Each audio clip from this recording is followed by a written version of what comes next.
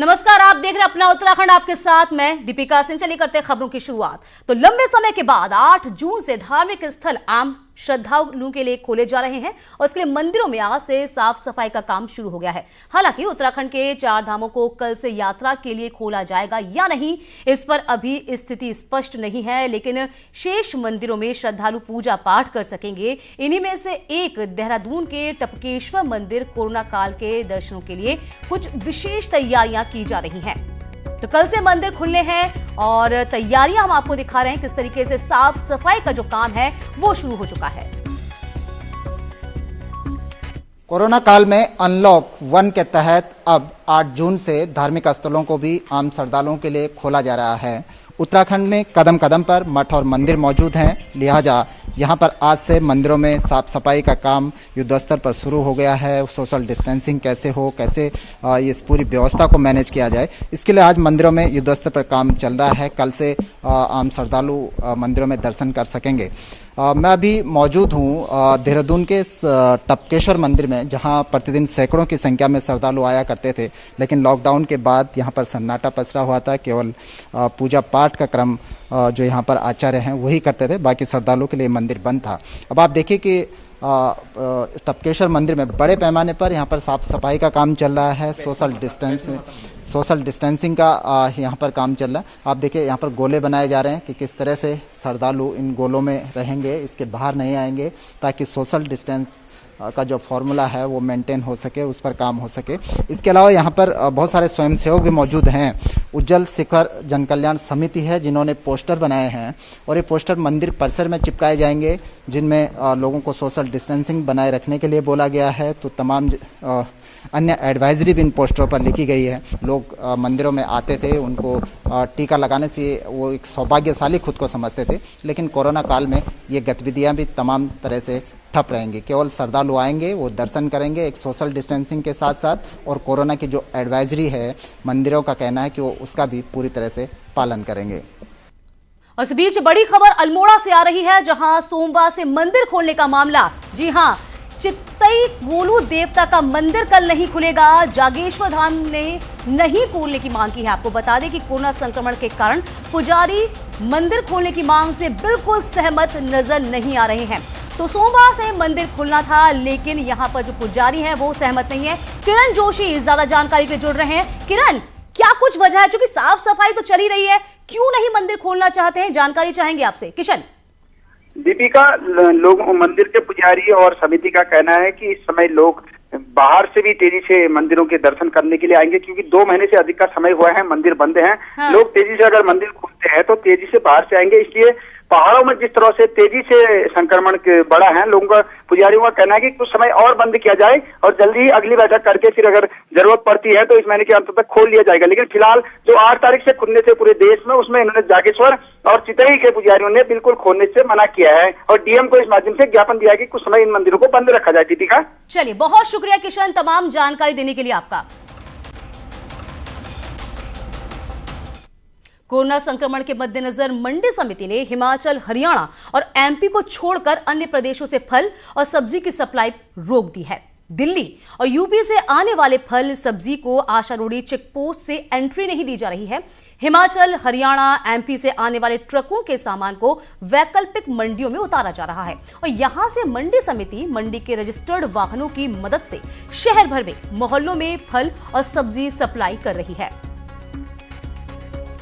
25 गाड़ियां भेज रहे हैं। तो हमारा उद्देश्य ये है कि जो जनता में एक थोड़ा डर का माहौल पैदा हो रखा कि कोरोना कारण जैसे मंडी बंद हो गई है, और सेफ्टी पॉइंट ऑफ व्यू से तो हम यहाँ पर ये कोशिश कर रहे हैं कि लोकल ही सब्जियां हम विकास नगर से हो गया, हिमाचल से हो गया, या उन राज्यों से मंगा रहे हैं जहाँ पर कोरोना का इफेक्ट नहीं है, जो रेड जोन में नहीं है। मेरे पास तो भिंडी है, करेला है, लौकी है, कद्दू है, आलू है, प्याज है और खीरा है, काफ़ी सब्जियाँ हैं, आलू और लगा रखी और ताज़ी सब्जियाँ।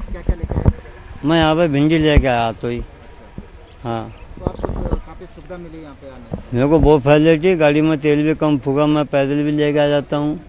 चलिए, बुलेटिन में अब बात करते हैं कोरोना अपडेट की। तो उत्तराखंड में कोरोना मरीजों की संख्या 1305 पहुंची है। शनिवार को कोरोना के राज्य में 91 नए केस आए हैं। अब तक 423 मरीज डिस्चार्ज भी हो चुके हैं। इधर राज्य में कोरोना संक्रमित कुल मौतों का आंकड़ा 12 हो गया है। अल्मोड़ा में 4, चमोली में 6, देहरादून में 12, उधम सिंह नगर में 3 केस नए आए हैं। इधर नैनीताल की बात की जाए तो 7 नैनीताल में, पिथौरागढ़ में 16, टिहरी में 9, उत्तरकाशी में 1, बागेश्वर में 4, चंपावत में 6 और हरिद्वार में 21 नए केस हैं।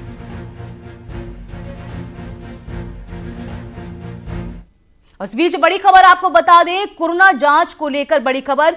जांच के लिए अब सैंपल दिल्ली भी भेजे जाएंगे। जी हां, हरिद्वार, उधम सिंह नगर से ये सैंपल भेजे जाने हैं। 300 सैंपल हैं। ये national centre of disease control में इनकी जांच होगी। भारत सरकार की टीम उत्तराखंड के दौरे पर टिहरी, हरिद्वार में टीम ने सही पाई है व्यवस्था। इधर 2 दिन उधम सिंह का जो दौरा है वो ये टीम करेगी।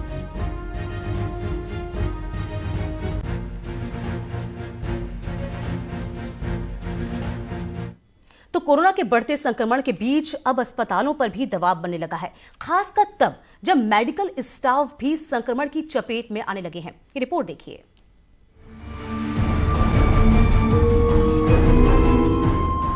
यह है राजधानी का सबसे बड़ा अस्पताल, दून मेडिकल अस्पताल। मार्च में कोरोना के मामले सामने आने के बाद सबसे पहले मोर्चा दून अस्पताल ने संभाला था, लेकिन अब दून हॉस्पिटल में पेशेंट्स बढ़ने के साथ व्यवस्थाएं चरमराने लगी हैं। अस्पताल में 75 कोरोना पॉजिटिव और 23 सस्पेक्टेड पेशेंट भर्ती हैं। वहीं अब तक अस्पताल की 2 महिला डॉक्टर, 4 स्टाफ नर्स समेत 8 लोग कोरोना की चपेट में आ चुके हैं। कोविड के मरीजों के लिए, सस्पेक्टेड मरीजों के लिए, और अभी हम इसको 400 तक शीघ्र करने जा रहे हैं। इस प्रकार जो है, जो रिनोवेशन कार्य चल रहा है, जो भी अतिरिक्त बेड बढ़ाने की जो हमारी प्रक्रिया चल रही है, तो शीघ्र ही हम जो है इसको 400 पूरा कर लेंगे। और क्योंकि यहाँ पर बेड की बीच में दूरी बनानी पड़ती है, अलग अलग सेपरेशन रखना पड़ता है, इस वजह से जो 500 से ऊपर के जो हमारा यह बेड का अस्पताल था, उसको हमें लगभग जो है हमने यह 300 बेड का जो है हमने तैयार किया है, और शीघ्र ही हम 400 बेड पूरा करने वाले हैं। पेशेंट के बढ़ते दबाव के कारण अब यहां से असिम्टोमेटिक पेशेंट को कोविड केयर सेंटर्स में शिफ्ट किया जा रहा है। इसके अलावा कोरोना के सामान्य पेशेंट्स को पेड व्यवस्था पर होटल में रखने की भी इजाजत दे दी गई है। वहीं सूत्रों की माने तो दून अस्पताल भले ही 300 बेड की क्षमता का दावा कर रहा हो, लेकिन यहां एक समय में अधिकतम 150 कोरोना पेशेंट को ही ट्रीट किया जा सकता है। देहरादून से न्यूज 18 संवाददाता सुनील प्रभात की रिपोर्ट। तो कोरोना के बढ़ते मामले को देखते हुए हेल्थ सेक्रेटरी अमित नेगी ने सभी डीएम और सीएमओ के साथ मीटिंग की है और कई दिशा निर्देश दिए। उन्होंने कहा है कि कॉन्टैक्ट ट्रेसिंग तेजी की जाए, साथ ही होम क्वारंटीन में रह रहे लोगों की निगरानी भी साथ में हो। हेल्थ सेक्रेटरी ने कहा है कि अगले 10 दिन में व्यवस्थाएं और दुरुस्त होंगी। उनको बताए हैं, फॉर एग्जांपल हमने कहा कि आपका कॉन्टैक्ट ट्रेसिंग अच्छा होना चाहिए। जो हमारा होम क्वारंटीन है उसको उसकी कैपेसिटी इनको हमें बढ़ानी पड़ेगी।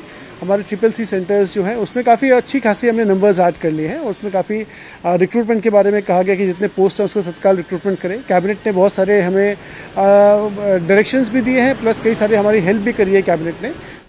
और देहरादून से बड़ी खबर आपको बता दें, जहां स्कूल कॉलेज खुलने का मामला है। HRD मंत्री रमेश पोखरियाल ने कहा है कि अगस्त के बाद ही स्थिति साफ हो पाएगी कि स्कूल कॉलेजेस खुले या न खुले। 15 अगस्त तक रिजल्ट निकालने का प्रयास भी किया जाएगा। इधर एक इंटरव्यू में मंत्री ने ये बात कही है। तो फिलहाल देहरादून में स्कूल कॉलेज को खुलेंगे और इस बात पर उन्होंने कहा है कि ये देखा जाएगा कि जिस तरीके से मामले लगातार बढ़ रहे हैं, यदि इसमें कुछ कमी आती है तो स्कूल जल्द खोले जा सकते हैं। दीपांकर हमारे संवाददाता इस पूरी खबर पर बने हुए हैं। दीपांकर, क्या कुछ जानकारी? जो केंद्रीय मानव संसाधन विकास मंत्री रमेश पोखरियाल निशंक हरिद्वार सांसद भी हैं और तमाम राज्यों में, सिर्फ उत्तराखंड में ही नहीं सभी राज्यों में इसको लेकर असमंजस बना हुआ है कि स्कूल कॉलेजेस कब से खुलेंगे। उत्तराखंड में अगर बात की जाए तो बोर्ड की परीक्षाएं भी कुछ तारीख अभी जून में तय हुई है, जुलाई में यहाँ पर कॉलेज के पेपर्स हो गए। लेकिन जिस तरह मानव संसाधन विकास मंत्री का बयान सामने आया उससे साफ है कि अभी हालात काबू में नहीं है। वहीं अगर पेरेंट्स की अगर बात की जाए तो मैक्सिमम पेरेंट्स से जिनसे हमारी बातचीत हुई है सोशल मीडिया पर जिस तरीके से अलग अलग अभियान चल रहे हैं, पेरेंट्स का ये मानना है कि कोरोना के जिस तरह के हालातों से बच्चे कतई भी सुरक्षित नहीं है, हाई रिस्क में बच्चे हैं, स्कूल्स में कैसे उन्हें प्रोटेक्शन मिलेगा, नहीं मिल पाएगा। तो कई पेरेंट्स का ये भी कहना है कि इस साल स्कूल ना ही खोले जाए तो बेहतर है, जब तक कि कोरोना पूरी तरीके से समाप्त नहीं हो जाता। तो अब केंद्रीय मानव संसाधन विकास मंत्री, क्योंकि सेंट्रल मिनिस्टर है, सीबीएसई, आईसीएसई, देश भर की यूनिवर्सिटीज, कॉलेजेस, जो सेंटर का आदेश आएगा उसमें निशंक का एक बहुत बड़ा रोल होगा, तो वही रोल अब बाकी राज्यों के लिए बहुत अहम होगा। बिल्कुल दीपांकर, बहुत शुक्रिया तमाम जानकारी देने के लिए आपका। तो जो परिजन है वो बिल्कुल भी सहमत नहीं है कि जल्द से जल्द स्कूल खुलें। तो वहीं सीएम त्रिवेंद्र रावत ने शनिवार को आपदा प्रबंधन प्राधिकरण की मीटिंग की है और इस मीटिंग में सीएम ने निर्देश दिए हैं कि मॉनसून को देखते हुए तमाम तैयारियां भी पूरी कर ली जाएं और सभी संवेदनशील जगहों को चिन्हित किया जाए। सीएम ने कहा कि आपदा के हालात में रिस्पांस टाइम कम किया जाए। मीटिंग में बताया गया कि राज्य आपदा मोचन निधि में सभी जिलों के 98 करोड़ और मेडिकल एजुकेशन, हेल्थ, पीडब्ल्यूडी और पेयजल विभाग को 86 करोड़ का बजट दिया गया है।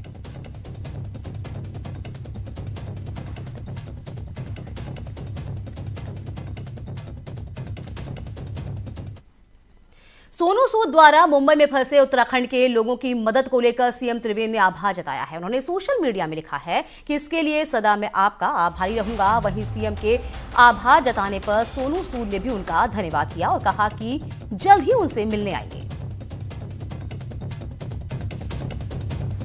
तो सीएम ने सोनू सूद का आभार जताया है। जिस तरीके से सोनू सूद ने तमाम प्रवासियों की मदद की है और अब एक रियल हीरो बनके सोनू सूद उभरे हैं, तो सोनू सूद ने भी सीएम को धन्यवाद किया।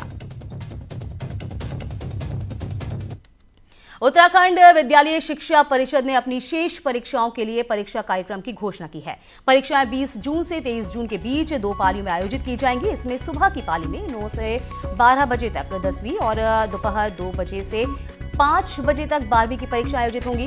20 जून को 10वीं की और गणित की और 12वीं की परीक्षा संस्कृत, उर्दू और पंजाबी विषय की परीक्षा होनी है। परीक्षाओं में लगे स्टाफ और परीक्षार्थियों को मास्क पहनना अनिवार्य होगा।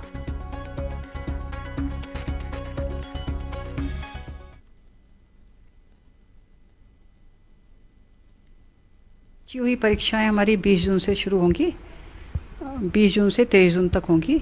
ये परीक्षा 2 पालियों में होंगी, सुबह 9 से 12 और 2 से 5। सुबह की पाली में हाई स्कूल की परीक्षा होगी और सेकंड जो पाली है उसमें इंटरमीडिएट की होगी। Welcome back. बढ़ते खबरों में आगे बात मसूरी की करेंगे। मसूरी से एक दिल दहला देने वाला वीडियो सामने आया है। यहां एक बाइक सवार 20 फीट की ऊंचाई से गिरता है, इसके बाद बाइक भी उसके ऊपर गिर जाती है, जिससे युवक गंभीर रूप से घायल हो गया।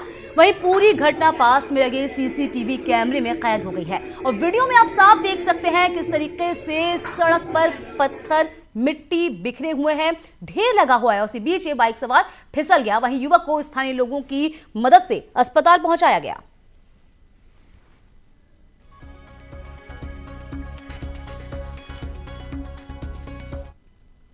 पहाड़ में मानसून की बारिश से आने वाली आपदा के लिए कुमाऊं भर में अलर्ट जारी हुआ है। कुमाऊं कमिश्नर ने सभी डीएम को आदेश जारी कर कहा कि सभी जिलों में 3 महीने का राशन जमा करें, साथ ही दवा के साथ उपचार की सभी सामग्री की कमी को 15 जून से पहले पूरा कर ले।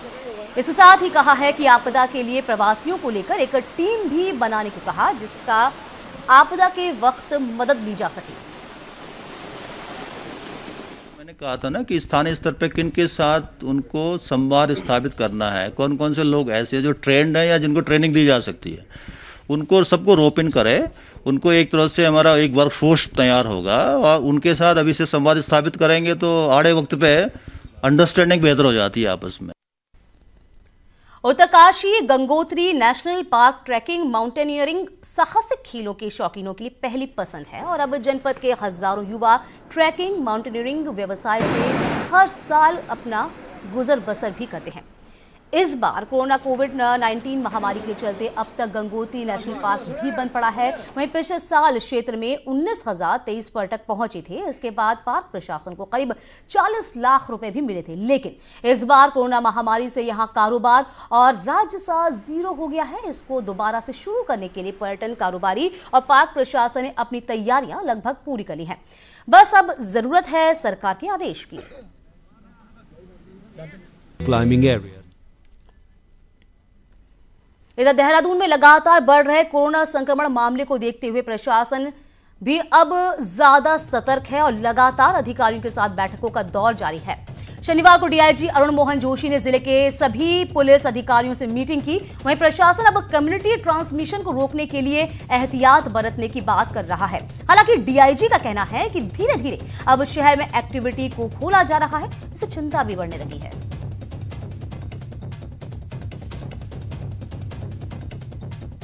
होती है और वहाँ पर जो संक्रमण को रोकने के लिए बेसिक ड्रिल है, बेसिक प्रोटोकॉल्स हैं, उसको फॉलो करने में कठिनाइयाँ आ रही हैं। तो उस तरह की तमाम एक्टिविटीज़ को पहले आइडेंटिफाई करना है और उसके बाद वहाँ पर किस तरीके से हम इस तरह का माहौल क्रिएट कर सकते हैं कि संक्रमण जो है एक व्यक्ति से दूसरे व्यक्ति को बिल्कुल भी ना फैल पाए, उस पर फोकस करने की बात सभी को बताई गई है। और रुद्रप्रयाग से बड़ी खबर आपको बता दें, जहां मानसिक रूप से विक्षिप्त महिला को गर्भवती बनाने का मामला सामने आया है। एसपी रुद्रप्रयाग ने मामले का संज्ञान लेकर टीम गांव भेजी है। जखोली के त्यूखर गांव का एक पूरा मामला है। मानसिक रूप से विक्षिप्त महिला की लाचारी का फायदा उठाकर गर्भवती बना दिया गया। डॉक्टरों की जांच में 8 महीने की गर्भवती निकली है पीड़िता। फिलहाल एसपी ने इस पूरे मामले में संज्ञान लिया है।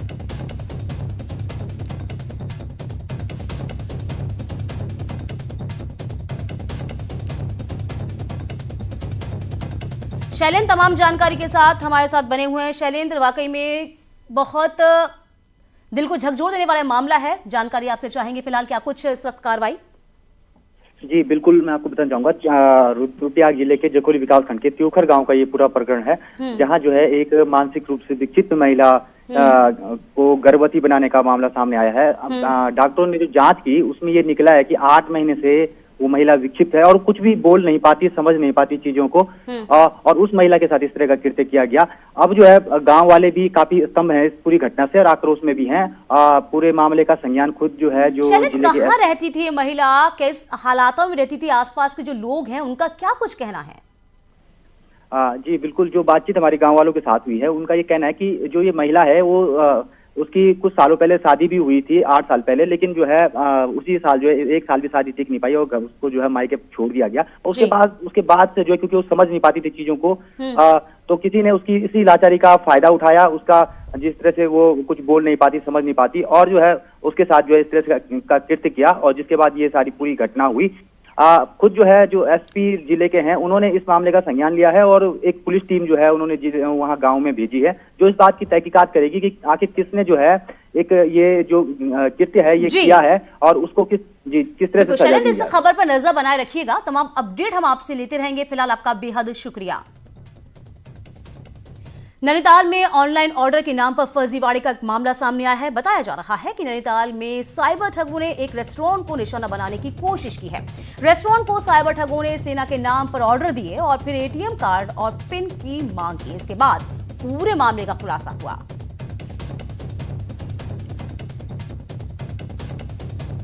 खबर रामनगर से है, जहां तराई पश्चिमी वन प्रभाग के बेलपाड़ रेंज में 15 साल की लड़की को गुलदार ने अपना निवाला बनाया। गुलदार ने लड़की पर हमला तब किया जब वह नहर किनारे अपने परिवार के साथ थी और उसी समय पीछे से गुलदार ने उस पर हमला कर दिया। गुलदार उसे उठाकर जंगल की ओर ले गया। लड़की के साथ गए बच्चों ने जब शोर मचाया तो ग्रामीण वहां पहुंचे। वहीं घटना के बाद ग्रामीणों में अब आक्रोश है।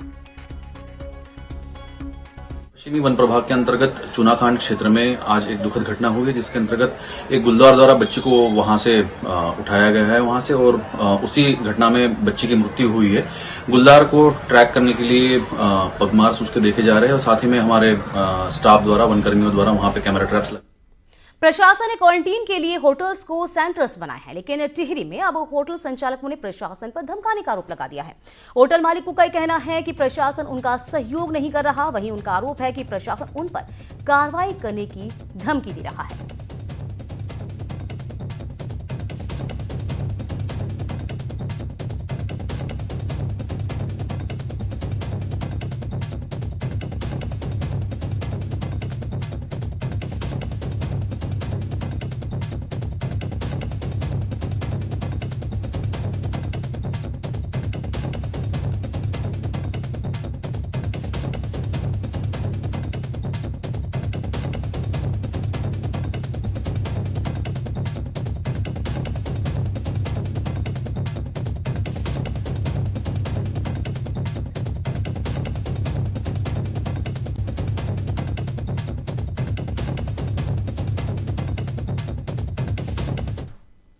और दोपहर 2 बजे आप देखिए जेपी नड्डा का इंटरव्यू।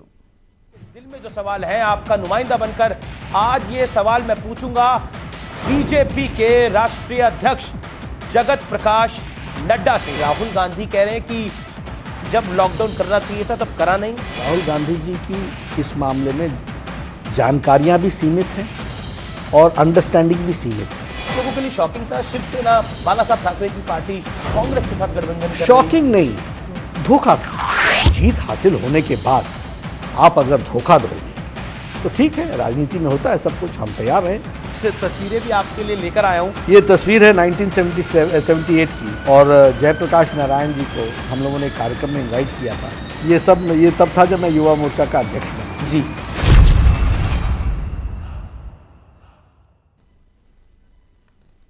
और इसी के साथ इस बुलेटिन में अभी के लिए बस इतना ही।